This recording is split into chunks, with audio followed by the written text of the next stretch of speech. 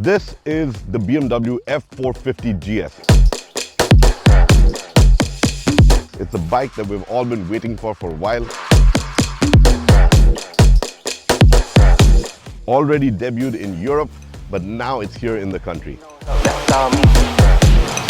We have the pricing, and it starts at 4.7 lakhs for the base variant, and it goes all the way up to 5.3 lakhs for the GS Trophy Edition, which is what I have here with me. Now in this video, we're going to be talking about what makes this bike tick and why it's a bike for you.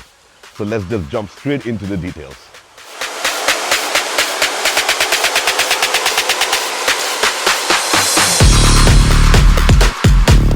Now with the name GS, obviously it's inspired by the largest GS 300. And you can see that in the fly line, you can see that in the design elements, in the frame. All these elements scream that it belongs to the bigger bike, or rather it's been inspired by the bigger bike. But this being a 420cc motorbike, I think it's been built to cater to a wider audience and also have equally good on-road and off-road capability. But coming back to the elements that make it so striking, one is obviously the design. It just looks so good. I think the entire paneling, everything has been done just so well. The exposed frame, you've got the white tubular frame right here as well. Again, looking really great. You get this magnesium cover for the engine, adding to that little bit of glamour as well as that sporty element to it. Even if you look at the upswept exhaust, again, very standard ADB in that sense, but gels with the overall design, gives it that persona.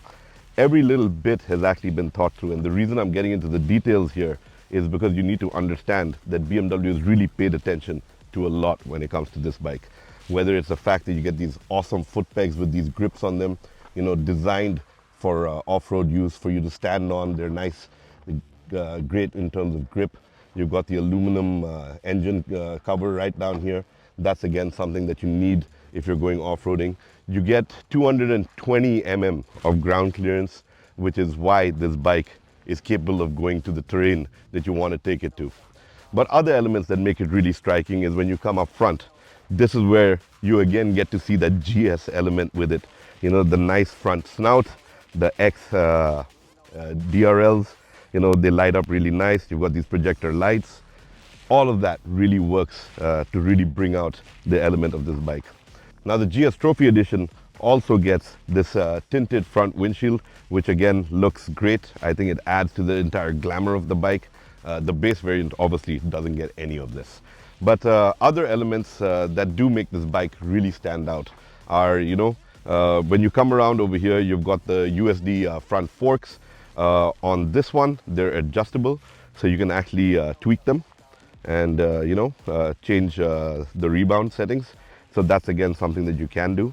You get a 6.5-inch TFT screen, lights up really nice, easy to read even in bright light, and you can actually toggle through a ton of information on it, as well as the fact that right over here with an easy button, you've got access to all your modes. So whether it's road, Enduro, Enduro Pro, which is what the Trophy Edition gets, and you also get rain mode. So these are your different ride settings that you can tweak around with and play with it. The other big element obviously comes down to power and transmission on this bike. So you've got an ERC, which is your easy, your easy clutch. And that is something that takes a little bit of learning with. I'll talk about it a little more when I'm riding. But you do get that on this bike. And you also get a nice 420cc motor that delivers 48 horsepower and 43 Newton meters of torque. It's paired with a 6-speed shift. And we're talking about ample torque and power for you to really enjoy a nice ride on road or off it. But as we move around the bike, the other things that you will notice is that the Trophy Edition does get disc brakes both up front and at the rear. The front is a 19-inch alloy. There is the option for you to also choose spoke wheels as an accessory. And at the rear, you get a 17-inch. So again, the setup, the silhouette, everything about it screams ADV. It looks great. It's got that premium finish. I think when you pay attention to all the details, it's all in there. Last but not the least, it does ride on E10 or E20 fuel as well. So for all of you out there who are wondering, this bike can do it. But to really talk about this bike, we need to understand who it's made for, right? I mean, we're talking about a nice mid-size bike, right? They're calling it the 450. It's a 420cc motor, but and it is not your high-end adventure bike, but it's a great mid-size bike that you're getting at about 5 lakhs, which I think is a really decent price point for a machine that's as capable as this. So brilliant for first-time riders. If you're out there, you want to take it out for a spin, it's something you can jump on and go right from the beginning. For those who own the larger bikes, you own a GS 300 or one of the larger BMWs, you know, this is your everyday GS. That's something maybe you can't take to office and back, but this is something that you could still enjoy having as part of your garage lineup. It's brilliant for your weekend getaway, a quick getaway. You don't want to take your big bike out all the time, or you just want to use it to just commute around the city as well and still look cool, because I think it looks very cool. So it is something that's designed for a wider audience, and that's where BMW is really playing with that sweet spot. But as a machine, I think they've gotten a lot right in terms of the design, performance, all of that. It's all really, really nice. But what's it like to ride? Well, let's hop on and talk about the riding as well.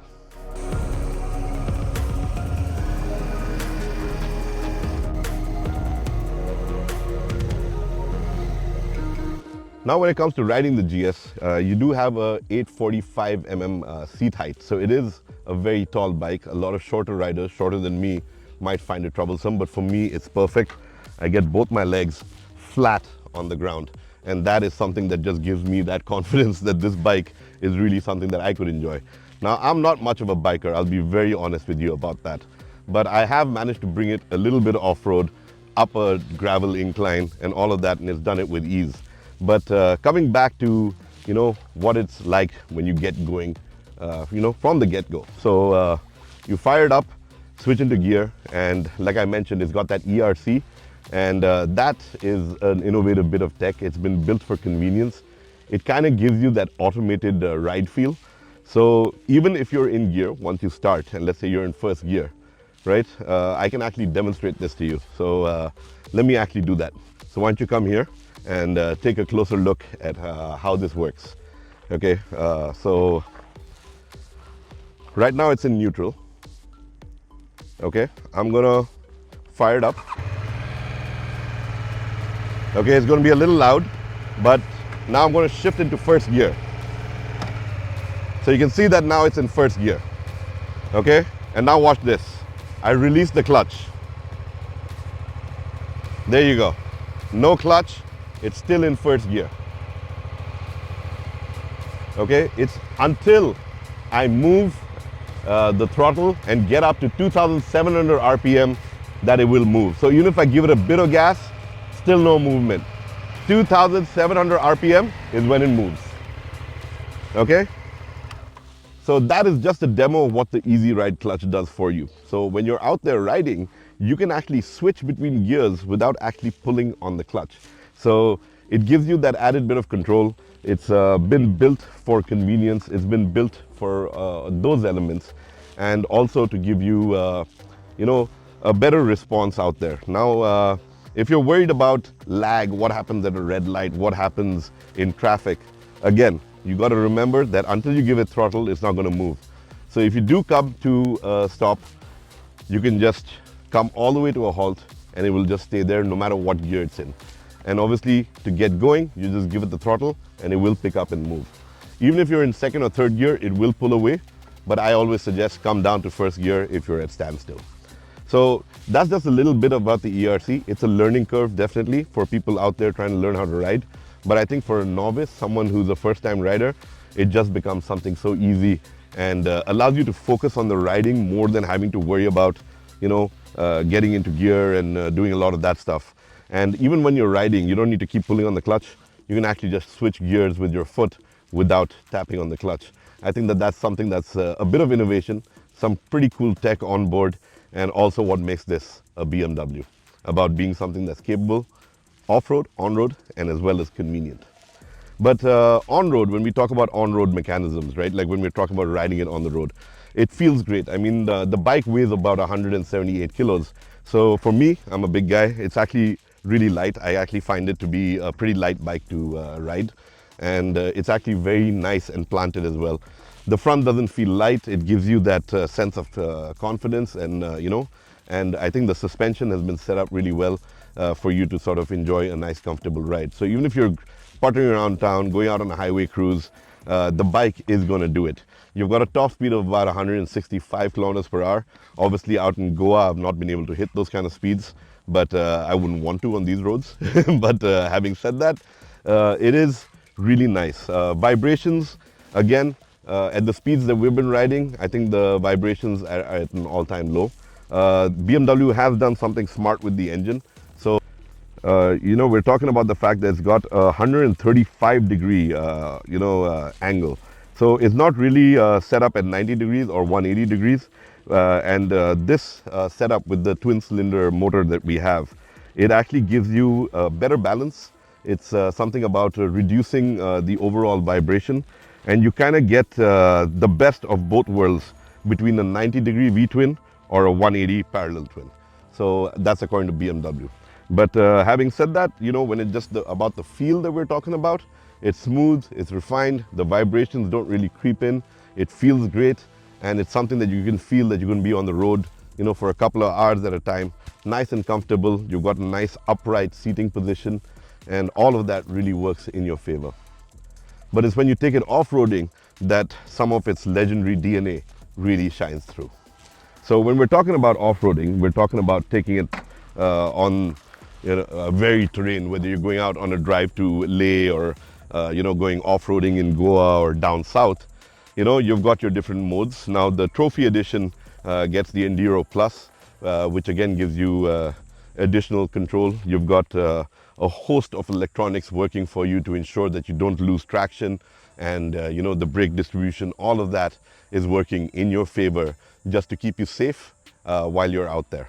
But to rattle off a few of those details, what we do have is the fact that the bike is capable of giving you, a set of functions. So number one, you get ABS Pro, which is obviously their pro braking system, and it prevents wheel lockup at high speeds, uneven surfaces, curves, all of that. So that's again the best you can do for a bike when it comes to safety. The other bits are that you get DTC, which is your dynamic traction control. I did dabble on that a bit. So again, it will use speed sensors that are in the wheel, and this will reduce engine power, and it will also prevent the rear wheel from locking up. And that is also useful on wet, sandy, gravel roads, slush, wherever you are going off-roading with it. It will detect it, and it will limit the level of, the wheel locking up at the back. You've also got dynamic brake control. This is something that will automatically, stop the engine torque when you're doing hard braking. So the engine won't keep pulling when you're braking. You feel that on smaller bikes. And over here, obviously, it's something that's been designed for safety, and you can definitely use it in those situations. You've got multiple settings for it. I think there's a maximum, there's a minimum. You can turn it inactive as well if you don't want it. Obviously in Enduro Pro, it actually shuts off. I think that's to do with a lot of off-roading. And then you've got the engine drag torque control, which basically again prevents the rear wheel from slipping. Now, if you're a biker and if you're a novice biker, I think your biggest fear is losing control. It's about you falling off your bike, the rear stepping out, the rear losing traction. So you can see that a lot of focus when it comes to safety with the bike is about the rear not stepping out and not losing its grip. And of course, ABS does the rest, so you don't have wheel lockup at the front or the rear, and that's what makes it such a safe and easy bike to ride. But that's pretty much it on the safety front. And also, it brings us to the fact that it's a lot of fun to ride. And even when you're off-road, you've got an immense level of control. It feels great. Like I said, the weight, it's easy to manage. You're sort of hopping over rocks or going up a gravel steep incline. It does the trick. The rear might skid a little bit, but it immediately catches. Again, giving you that confidence that yes, it will power through, it will go through, and it just makes it such an easy bike in that situation. So Yeah, I mean, overall, it's a fun bike to ride. It's something that I would love to see in my garage. I'm not much of a biker, but this is one of those bikes that sort of gets your heart thumping. And I'm quite sure that a lot of you who are seeing this video would be feeling the same way. So take it out for a spin is what I would suggest, because this is something that's quite exciting to come to our market.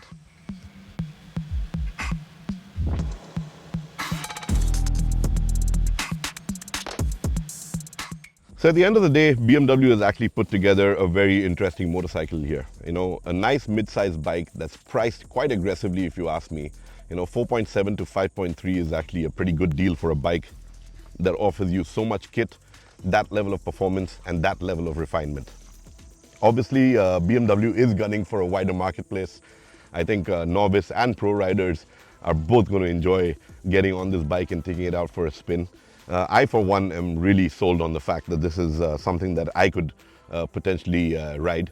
I've found other ADVs to be a little unwieldy at times, and like I said, when you're starting out, you want something that inspires confidence, and for me, that's my biggest takeaway with this bike, that it made me feel confident when I was out there, and whether it was on-road or even dealing with minor off-roading. Obviously, I didn't do the hardcore stuff, but yeah, it is something that gave me that confidence, and that's my biggest takeaway with it, the refinement and the confidence.